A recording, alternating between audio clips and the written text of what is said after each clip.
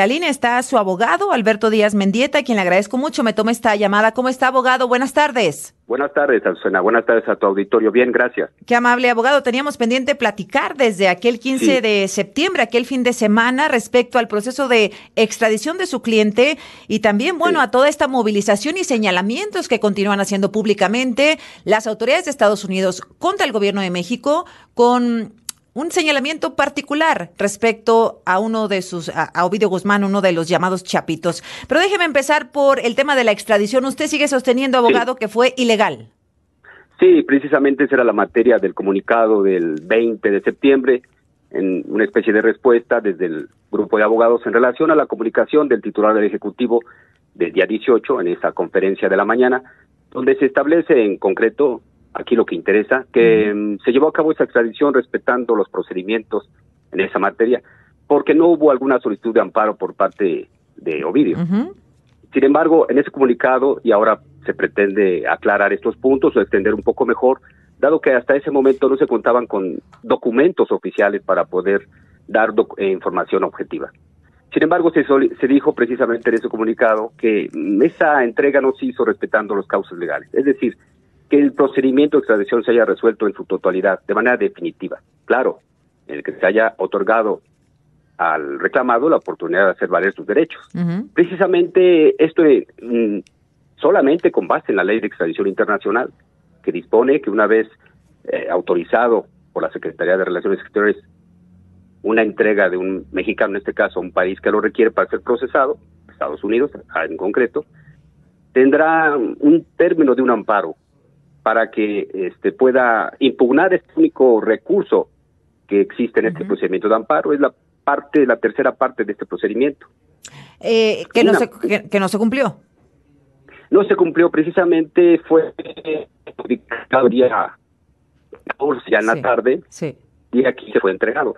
Pero el propio acuerdo de la Secretaría, cuyos puntos resolutivos finales es lo que... El propio acuerdo, que ahora tenemos los puntos resolutivos, solo los resolutivos, es lo que se ha tenido la defensa acceso, dice claramente que una vez que quede firme este acuerdo de extradición, una vez que transcurra el plazo de 30 días hábiles para impugnarlo, entonces se podrá entregar, se podrá avisar al gobierno requerido y a la Fiscalía General de la República para que después de 2 meses de que haya vencido sus recursos pueda ser entregado.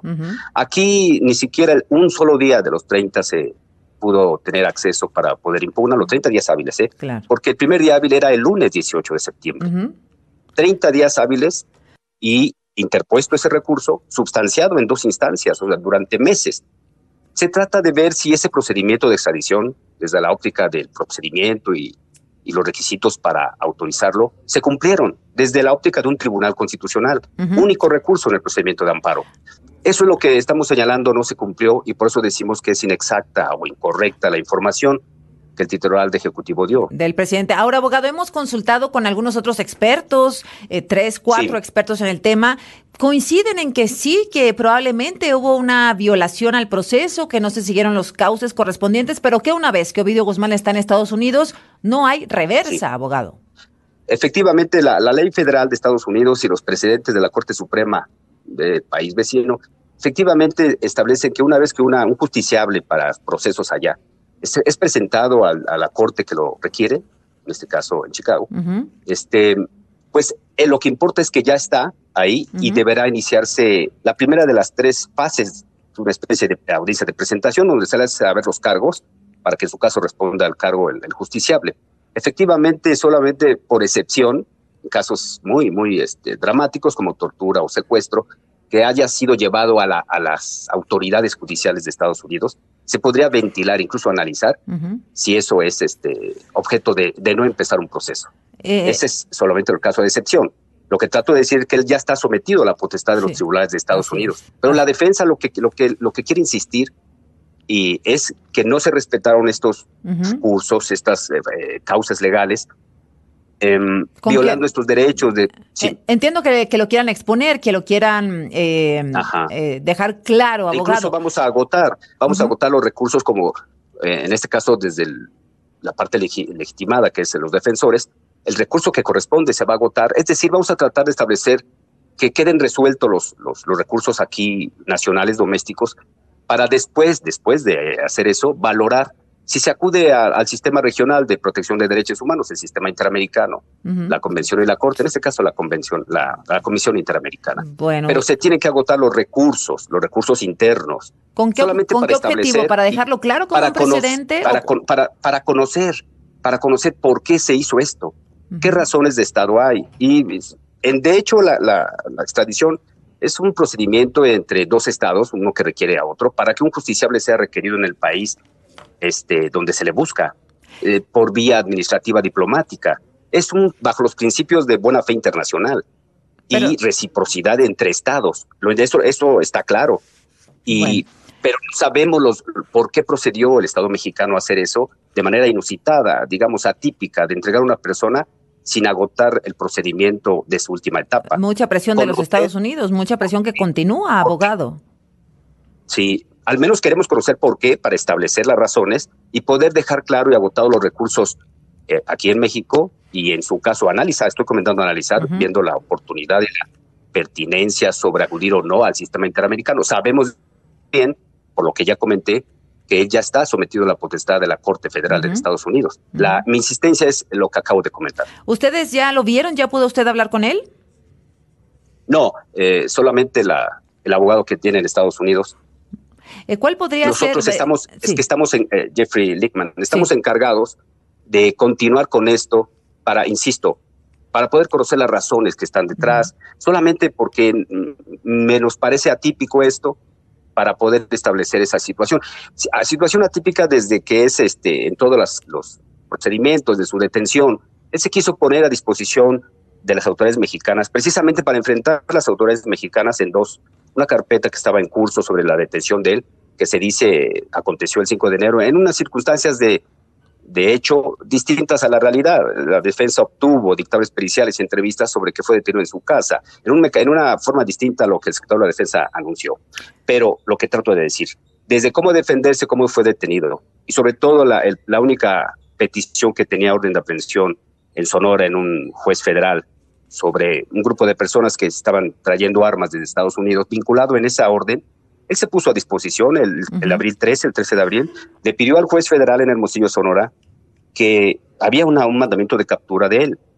Entonces se ponía a disposición, que era de su interés someterse a la audiencia para poder establecer su situación jurídica en México. Al mismo tiempo de que pasara la extradición por sus etapas, él quería resolver, atender, enfrentar los procesos que tenía en México. Bueno, no había iniciado, él quería que iniciara. Él quería que su proceso se llevara en México, evidentemente no quería ir a Estados Unidos. El que tenía, además de enfrentar una situación eventualmente en Estados Unidos, lo que quería de momento era enfrentarlo de México. Bien. Sin embargo, el juez le dio parecer a la fiscalía responde pues que él es el que decide cuándo, en base a su facultad que tiene, titular de la acción penal.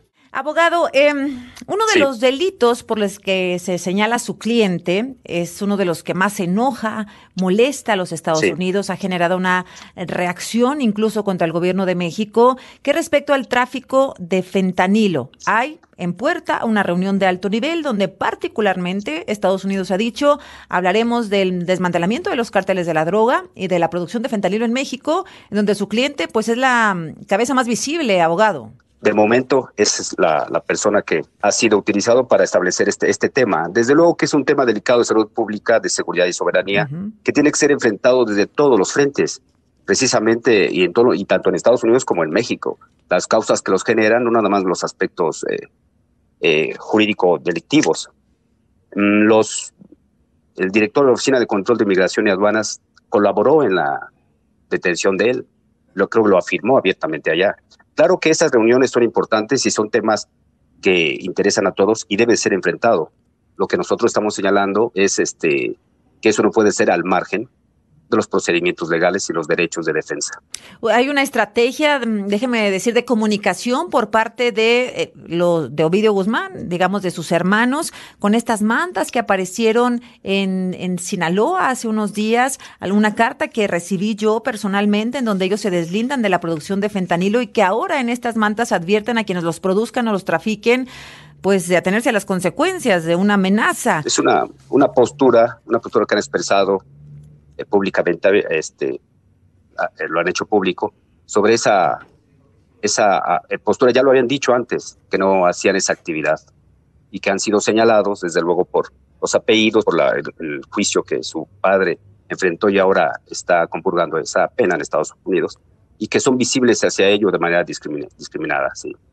Esa es su postura de ellos, sí. Hay varias comunicaciones. Lo que me toca, me toca ahorita es, al menos en el caso de Ovidio, como parte del grupo de defensores, establecer estas situaciones que hemos visto y que no queremos, y que queremos que la opinión pública tenga un poco de más información, sobre todo si, como comentamos, el 18 de septiembre se dio esa información.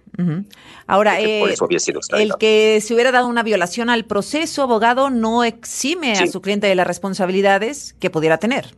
Las responsabilidades en cuanto al fondo de los temas, tanto en Estados Unidos como en México, son temas que se tienen que, digamos, a enfrentar o desde abordar cada uno de su proceso con los mecanismos legales que se tengan, y que un juez, un tribunal, en su momento decida sobre si es responsable o no, tanto en los cargos en Estados Unidos como en México. Insisto que en México él quiso precisamente someterse a la justicia. El juez dijo que no, que hasta que el fiscal pidiera la audiencia, retomando lo de hace unos minutos. Él no podía, digamos, por sí solo someterse hasta que el fiscal pidiera la audiencia. Él deseaba someterse, precisamente para esclarecer, para enfrentar ese cargo en México y ver que resuelva un tribunal. Lo que trato de decir es, al margen de la decisión de un tribunal previo proceso, lo que nos interesaba era abordar esos temas atípicos. Oiga, abogado, ¿hay posibilidades de que Ovidio Guzmán siga un camino similar? Déjeme para que lo entendamos más rápido, al de Emma Coronel. Ella se declaró culpable de algunos delitos, su pena se redujo de manera importantísima, hoy está en libertad, aunque condicionada se encuentra en libertad. ¿Hay alguna posibilidad de que ustedes aconsejen a Ovidio que se declare culpable de algunos temas? Ese es un camino, una forma de aminorar los cargos o las consecuencias de esos cargos en Estados Unidos. Es muy temprano para poder opinar sobre ello, y realmente la persona indicada para hacerlo definitivamente es el grupo de abogados en Estados Unidos, que son los que están al frente de su defensa allá. Pero sí es una forma de hacerlo, sí. Es una posibilidad. Otra posibilidad, bueno, sí, obviamente. Siempre va a estar esa posibilidad. Sí, otra posibilidad que se ha dicho, pues es que lo que quieren en Estados Unidos es que pues él acuse a sus hermanos, abogado. Pues también es otro escenario posible, todos son posibles. Son escenarios y son hasta este momento una especulación. Realmente es temprano para poder opinar. Si se llegase a tener una información más adelante, sería comunicado con la persona adecuada. ¿Cuál es el siguiente paso, la siguiente audiencia? ¿Cuándo tendremos noticias del proceso? ¿En Estados Unidos? Sí, ahorita la audiencia de presentación que fue inmediatamente al día siguiente en que fue llevado, es la primera parte del proceso en Estados Unidos. Faltan todavía algunos meses para que se desenvuelva el segundo momento, que es la de peticiones, una especie de incidencias, lo que equivaldría en México como unas incidencias sobre que la defensa plantee si las fuentes de una prueba determinada es ilícita. Por ejemplo, aquí, en parte de sus pruebas es las comunicaciones interceptadas. Si esas comunicaciones son legalmente obtenidas, es decir, la fuente de la prueba, se podría ventilar eventualmente en una audiencia llamada allá de peticiones sobre incidencias, para que una prueba, la intención de la defensa de que una prueba pueda ser excluida, expulsada del proceso. Eso es lo segundo, eso es desestimada, eso es lo segundo. Después ya sigue el juicio, pero para que eso suceda todavía se tiene que desenvolver una serie de actos allá en Estados Unidos. Durante todo ese procedimiento está la como segunda opción, lo que acaba de comentar. Esas son un panorama paralelo, pero siempre sujeto a unos convenios muy particulares, y además son de reserva entre el justiciable y sus abogados y los fiscales. Sí. Bueno, es muy difícil dar a conocer esa información. Digo, aunque existiese, ahorita no existe. Bueno, sí. pues pero estamos abiertos sobre estos temas, digamos lo que nos toca, y para opinar con datos objetivos y certeros a la opinión pública, Azucena. Bueno, abogado, pues veamos, usted lo sabe perfectamente, hay una reunión de altísimo nivel aquí en la Ciudad de México con una parte de funcionarios de Estados Unidos, funcionarios de México. En este contexto aparecen estas mantas, es una especie de comunicación indirecta hacia Estados Unidos, una especie de bandera blanca. ¿Levantan la bandera blanca? Sí, más bien es una postura, una posición respecto de todo lo que la información que Estados Unidos ha difundido. Gracias, abogado.